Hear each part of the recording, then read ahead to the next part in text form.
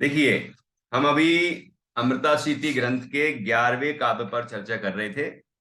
और इसमें हमने मूल श्लोक से चर्चा की और उसका अन्वयार्थ समझा। अब उसके आगे बढ़ते हैं और विशेषार्थ तक जाएंगे। बहुत सुंदर छंद है ये। इसमें आचार्य ने प्रश्नात्मक शैली में बात की है।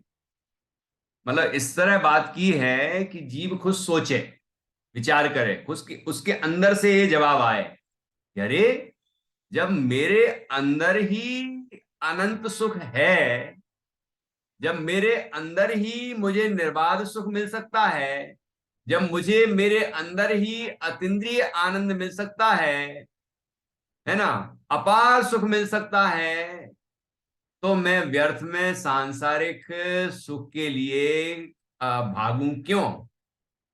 उसको पाने के लिए हम क्यों दौड़ लगा रहे हैं? वो पहला दूसरा छंद याद कर लेना वापस, है ना, कैसे भागता है जीव। जैसे हम भाग रहे हैं बाहर की तरफ, हमारा उपयोग पूरा बाहर की तरफ खिंच रहा है, बाहर की तरफ आकर्षित है।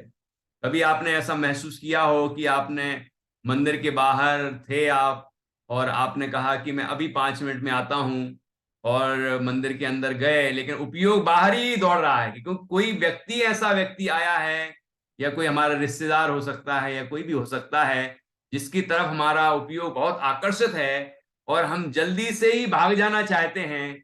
तो हमारा, हम आए और नहीं आए बराबर है, क्योंकि हमने दर्शन किए, दिख तो रहे हैं बाहर से, लेकिन उपयोग तो हमारा बाहर की तरफ ही खिंच रहा था। यदि कहीं कदाचित वहां पर कुछ ऐसा हो जाए कि 5 मिनट 10 मिनट और रुकना पड़ जाए, है ना, तो भी उपयोग तो ऐसा खिंचता है कि जैसे कि बाहर की तरफ जा रहा हो। हालांकि उपयोग का हरण नहीं होता, उपयोग आत्मा के असंख्यात प्रदेशों में ही रहता है, उससे बाहर नहीं जाता, लेकिन फिर भी ऐसा महसूस होता है कि बाहर जा रहा हो, मतलब आकर्षण बाहर का है।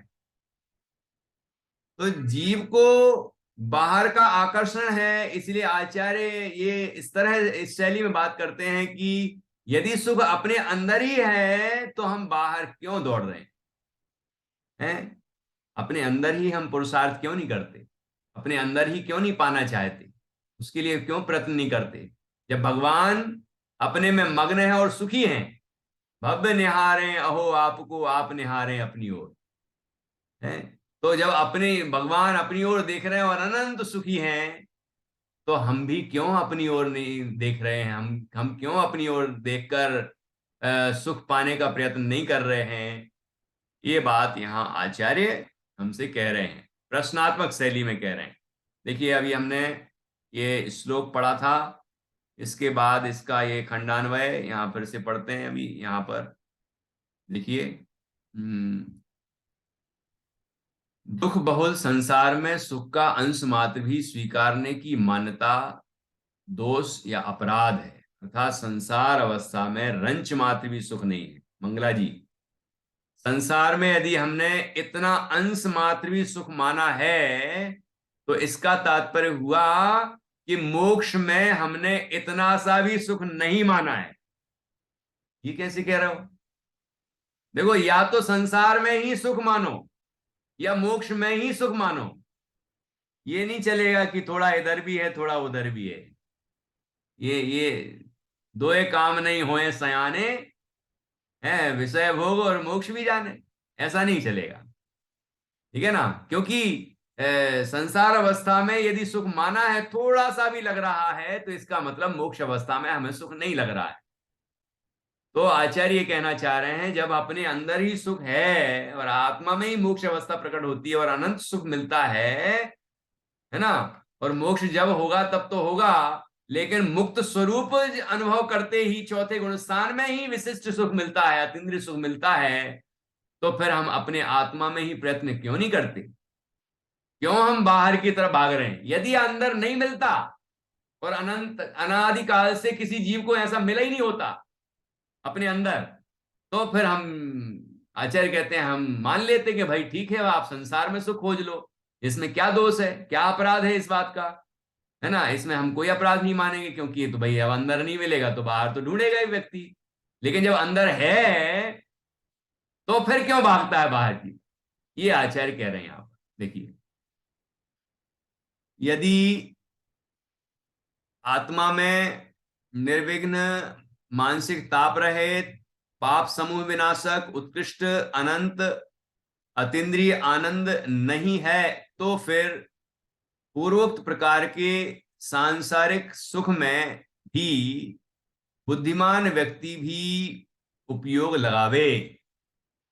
इसमें क्या दोष है, यह बोलो, अर्थात बताओ। अर्थात कोई दोष नहीं है। यदि आत्मा में नहीं है तो बाहर लगाने में कोई दिक्कत नहीं है, लेकिन आत्मा में ही है, आत्मा में है और आत्मा में ही है, तो फिर क्यों लगाए, ये भी यहां से निकालना है अर्थ। ठीक है, चलो आगे बढ़ते हैं। हिंदी अनुवाद कन्नड़ टीका का।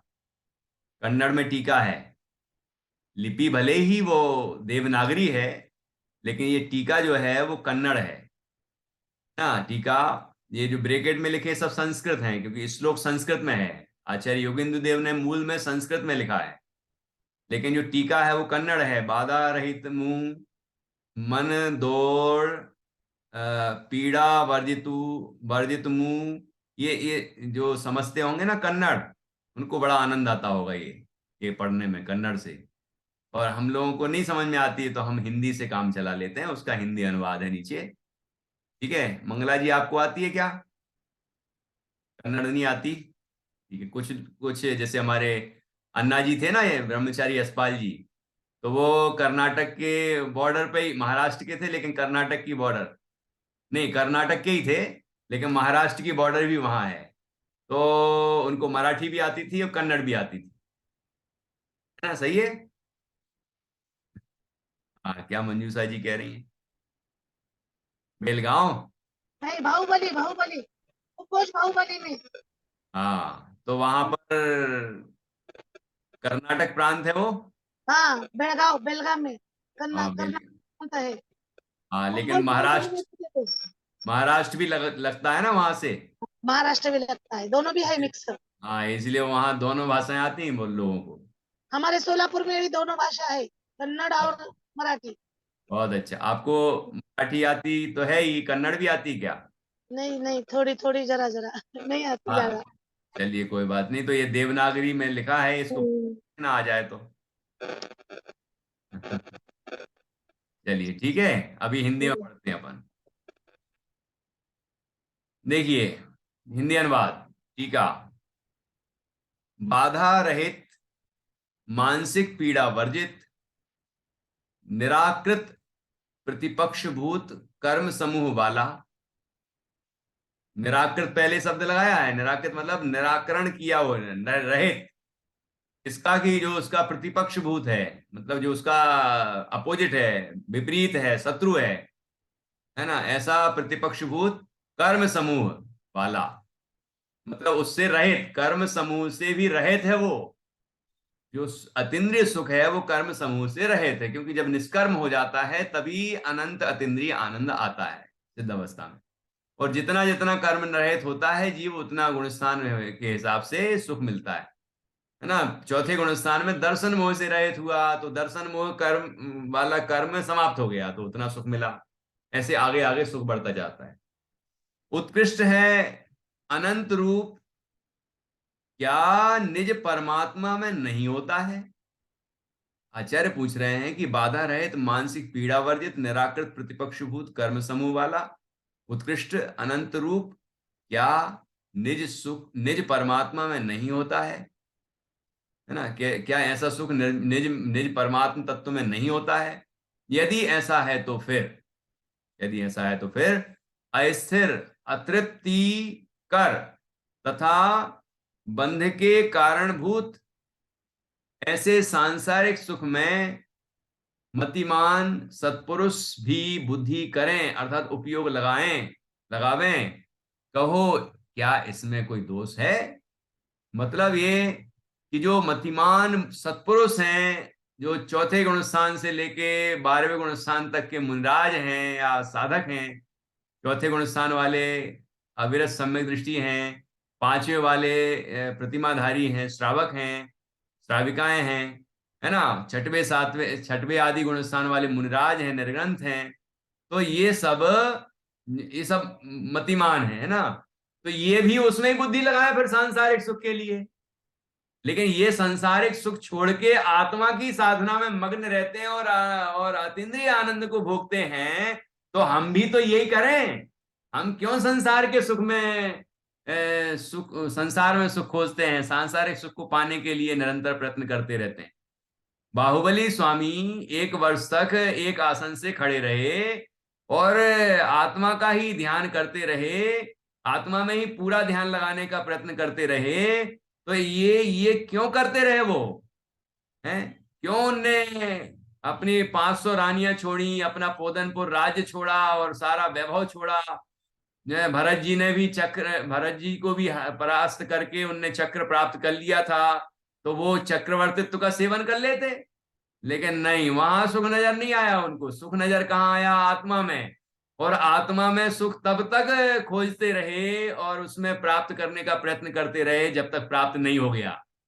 तो उनको हुआ ना, है ना, आदिनाथ स्वामी को, बाहुबली स्वामी को, भरत जी को, और वहां से लेकर अनंत अनंत जीवों को, सभी तीर्थंकरों को और बीच बीच में हुए सभी महापुरुषों को, ज्ञानियों को, अनंत जीवों को आत्मा में सुख मिला है।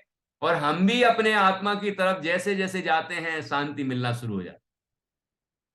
जैसे कोई गर्मी में तप्त व्यक्ति सरोवर की तरफ जाता है तो उसको शीतलता मिलने लग जाती है, ऐसे ही जो जीव अपने आत्मा की तरफ जाता है, अभी आप आंखें बंद कर लो और अपने अपने आत्मा का चिंतन ही करने लग जाओ, तो जितना जितना चिंतन होने लगेगा और बाहर का चिंतन छूटेगा, पर का, विषयों का, सबका, वैसे वैसे परिणाम शांत होने लग जाएंगे।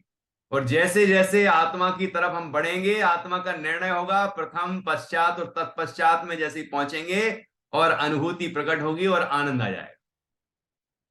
है ना, रहस्यपूर्ण चिट्ठी में पंडित टोडरमल जी साहब ने लिखा है ना, प्रथम भेद विज्ञान स्वपर का करे, है ना, फिर पश्चात पर का विचार तो छूट जाए और केवल आत्मविचार रहे और अपने में अहम बुद्धि धरे कि मैं सिद्ध हूं, मैं शुद्ध हूं, मैं परम आनंदमय तत्व हूं। है ना, ऐसे अपने अरूपी शुद्ध चैतन्य तत्व में, निज परमात्म तत्व में उपयोग को लगाता जाए, लगाता जाए, लगाता जाए। फिर ये विकल्प भी छूट जाएं कि मैं ये हूं, मैं ऐसा हूं, मैं ऐसा हूं, मैं ऐसा हूं।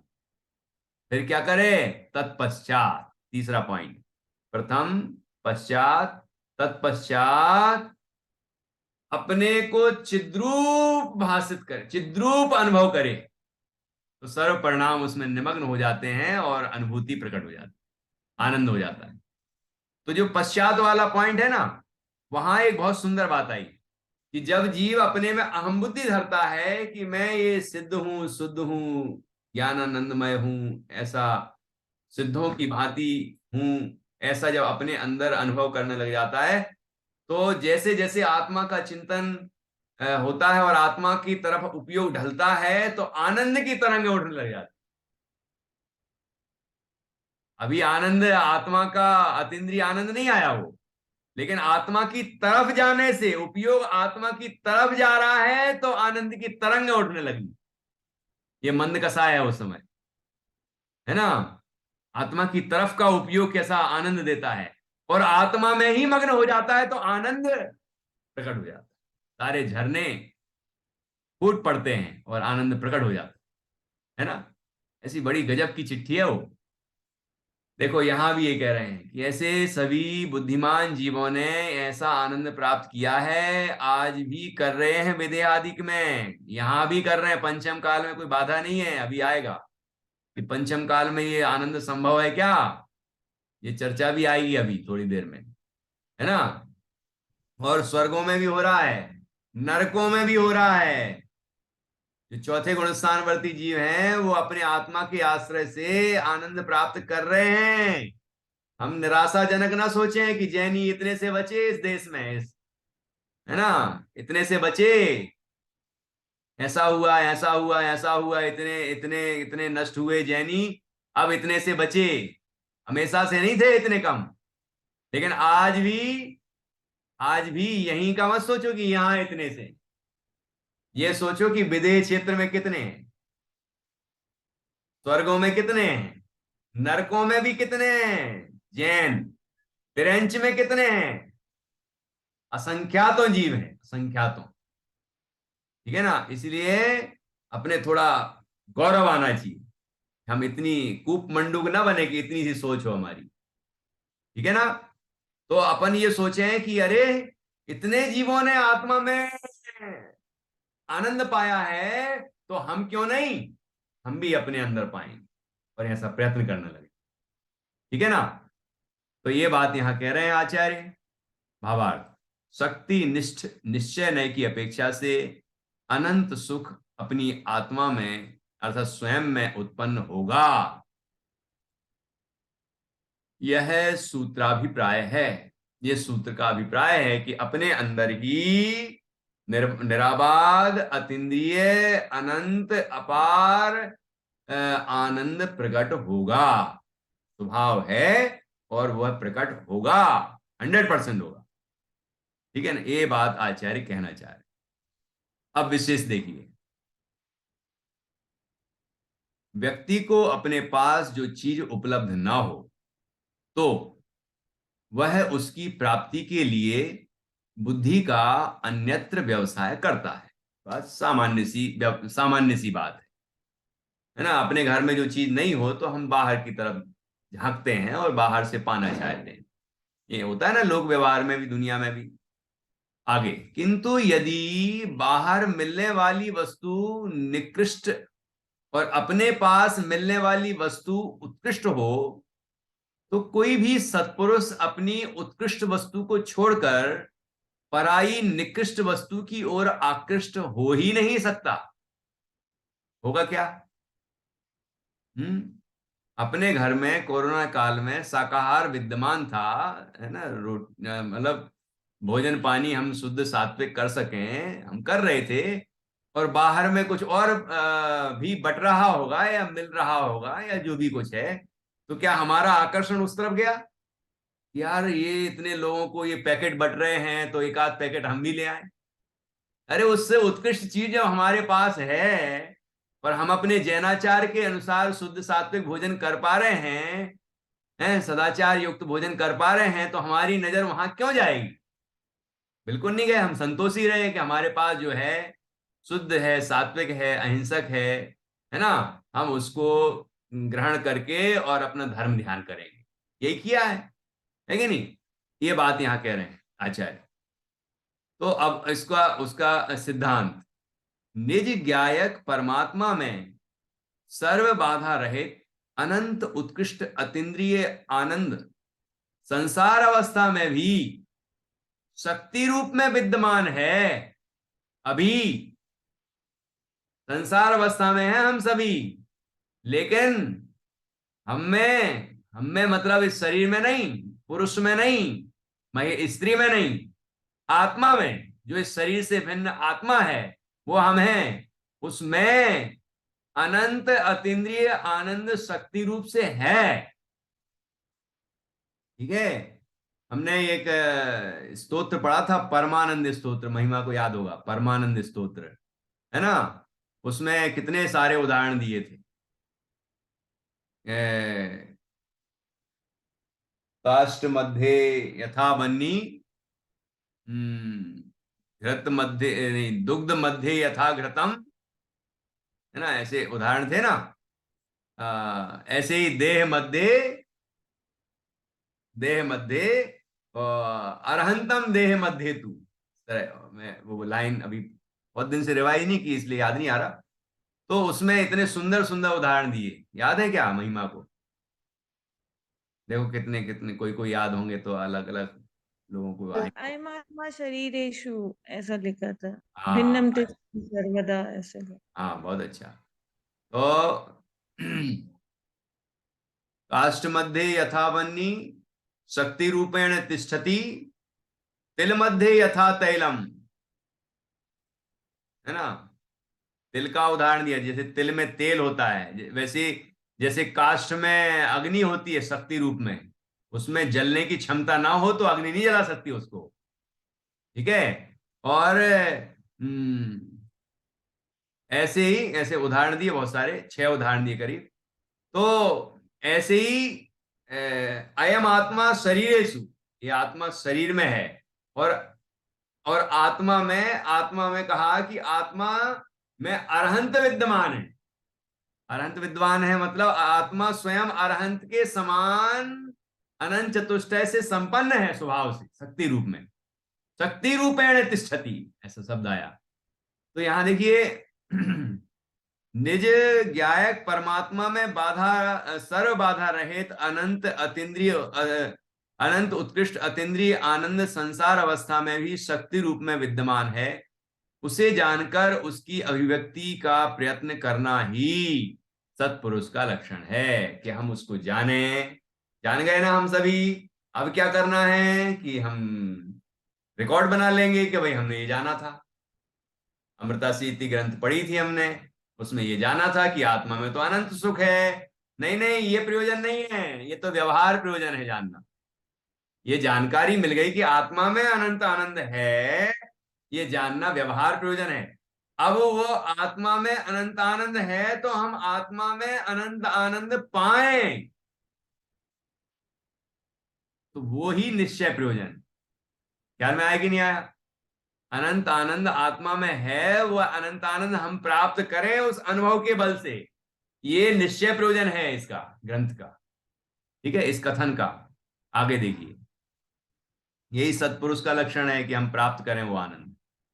आगे, सुख आत्मा में अवश्य उत्पन्न होगा, यह कहकर जीव को पर में सुख की खोज बंद करने व अनंत सुख के निधान निज परमात्म स्वरूप की प्राप्ति हेतु प्रयत्नशील होने की प्रेरणा दी गई है। कि बाहर में सुख की खोज बंद करे और अपने अंदर सुख की खोज प्रारंभ करे, ये प्रेरणा आचार्य ने दी है। अभी तक जीव अपनी खोज के लिए प्रयत्नशील ही नहीं होता, जिसका मूल कारण है कि उसे आत्मा में कोई आकर्षण नजर नहीं आता। आत्मा की चर्चा करने वालों को भी आत्मा में आकर्षण नजर नहीं आता है। इसलिए टोडरमल जी ने लिखा कि आत्मा की चर्चा ऐसे करता है जैसे औरों की चर्चा कर रहा हो। आत्मा को शरीर से इस तरह भिन्न बताता है जैसे औरों को औरों से भिन्न बता रहा हो। ऐसा जीव को ऐसा लगता ही नहीं कि मेरी बात चल रही है, ये मेरी बात चल रही है, मैं ऐसा हूं, मैं ज्ञानानंद स्वभावी हूं, मैं अरस अरूपी स्पर्शी इत्यादि जो हम पढ़ते हैं, तो ऐसा ऐसा लगना चाहिए कि ऐसा मैं हूं, ये मेरे गौरव की बात चल रही है, ये मेरे वैभव की बात चल रही है ना, ये मेरा ऐसा स्वरूप है, ऐसा लगना चाहिए। ऐसा बहुमान आना चाहिए अपने स्वरूप का, अपने आत्म तत्व का। ऐसा आएगा तो उपयोग आत्मा में रमे बिना नहीं रहेगा और अनुभूति हुए बिना नहीं रहेगी, और अनुभूति होगी तो आनंद आएगा, है ना। इसके लिए यहां प्रयत्न करना चाहिए। तो ये बात यहां पर कह रहे हैं। तो आगे कहते हैं कि आत्मा में अनंत सुख की प्राप्ति का विश्वास हो तो वह उसे जानने एवं अनुभव करने का प्रयत्न अवश्य करेगा। इस छंद में अन्योक्ति शैली का प्रयोग है। क्या होती है अन्योक्ति? देखिए आगे, आत्मा में उक्त विशेषण युक्त सुख नहीं है, यह वाक्य प्रश्न चिन्ह होने से वस्तुतः आत्मा में ऐसे महिमावंत सुख की प्राप्ति की सूचना मिलती है। लगता क्या है कि आचार्य क्या कह रहे हैं कि इसमें नहीं है। नहीं है, यदि नहीं है तो बाहर में संसार में सुख पाने का प्रयत्न करो, हमें इसमें कोई दोष नहीं दिखता। बुद्धिमान लोगों को भी, ज्ञानियों को भी वही संसार में ही सुख खोजना चाहिए।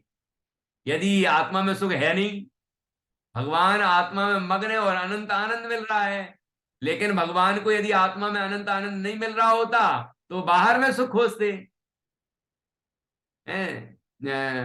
एक छंद आता है ना, यदि यदि संसार विषय सुख हो तो तीर्थंकर क्यों त्यागे, काहे को शिव साधन करते संयम सो अनुरागे। यदि संसार विषय सुख होता तो तीर्थंकरों ने संसार को क्यों छोड़ा है? वो भी ना संयम धारण करते, ना आत्मा की साधना करते और ना आराधना करते, है ना। वो फिर सब नहीं करते, लेकिन संसार में सुख था ही नहीं, इसीलिए उन्होंने आत्मा में खोजा, और आत्मा में खोजा तो मिल गया। और उन्हें मिल गया तो उन्होंने हमें भी बताया कि अरे आत्मा में मिले, काय को इधर उधर घूम रहे हो, हे भाई कहाँ जा रहे हो। दूसरा छंद, हे भाई कहाँ जा रहे हो, है ना, आप यहाँ है तुम वहां जा रहे हो खोजने के लिए, यहां ढूंढो अभी मिलेगा। कितनी सुंदर चर्चा है, कितनी वैज्ञानिक चर्चा है ये। इस छंद में अन्योक्ति शैली का प्रयोग है। आत्मा में उक्त विशेषण युक्त सुख नहीं है। यह वाक्य नहीं है, नहीं नहीं है, यह वाक्य प्रश्न चिन्ह होने से वस्तुतः आत्मा में ऐसे महिमावंत सुख की प्राप्ति की सूचना मिलती है कि नहीं है, अरे नहीं है, नहीं है, ऐसा जीव के मन से निकलता। अरे यदि नहीं होता तो वहां ढूंढते, अरे है तो वहां काय को ढूंढना, ऐसा। तथा सांसारिक सुख को तो बुद्धिमान तभी ना पाना चाहेंगे जब अपने में निराबाद अपार सुख प्राप्त नहीं होगा, क्योंकि वस्तुतः तो सांसारिक सुख दुखमय व दुर्गतिदायी है। तो बुद्धिमान लोग संसार में सुख तभी खोजेंगे जब अपने में नहीं मिलेगा, लेकिन जब अपने में है तो बाहर में क्यों खोजेंगे। बाहर में जो है सांसारिक सुख वो तो वस्तुतः दुख ही है, दुर्गतिदायक है ना। जो परिग्रह का संचय करेगा वो भी पाप, परिग्रह उस विषय को भोगेगा तो वो भी पाप, आकुलता। इसलिए वहां सुख तो है ही नहीं, सुख तो यही है। इसलिए हम सबको यही खोजना चाहिए जो अंदर में ज्ञान स्वरूप तत्व है, जो ज्ञान लक्षण से ज्ञात होता है।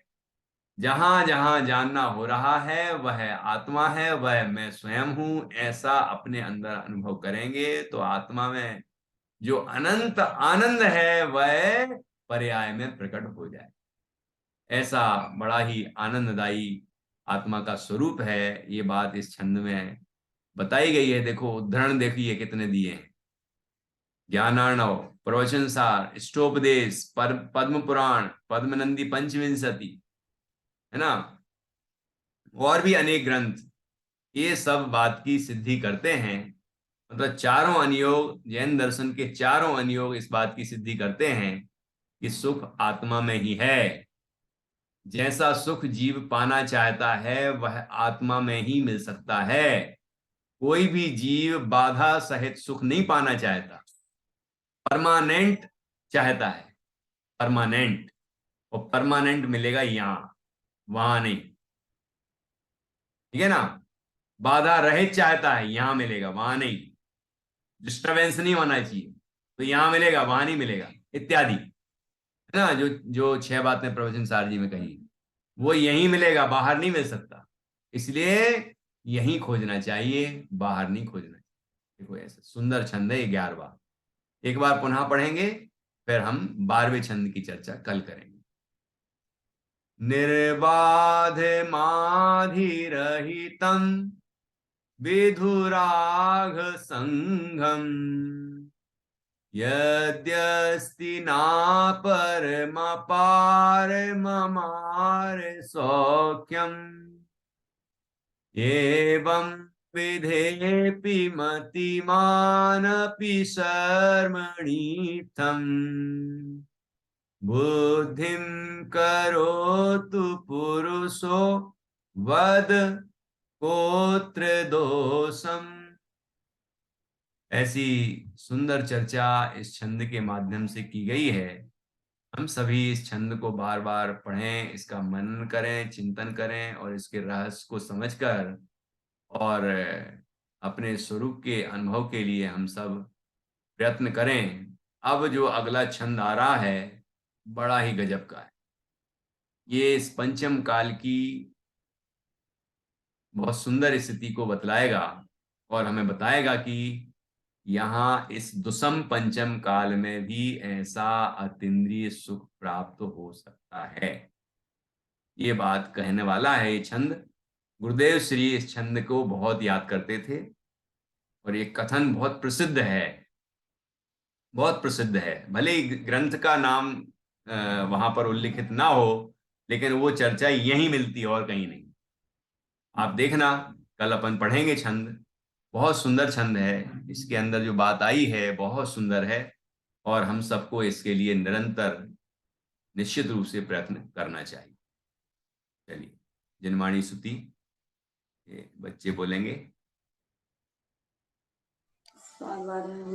सर्वादि षट्द्रव्य पर्याय और प्रमाणिका जड़ कर्म चेतनवत्तिका अरु कर्म के अभिसारिका कहे कर स्वरूप यथार्थ जग का जो किया उपकार है उसके वाणिका को वंदना शतबार है वंदना शतबार है। बोले द्वादशांग जिनवाणी माता की जय। महान जिन धर्म की जय। जय हो, जय हो। सभी वार नमस्कार मंत्र के माध्यम से पंच परमेश्वर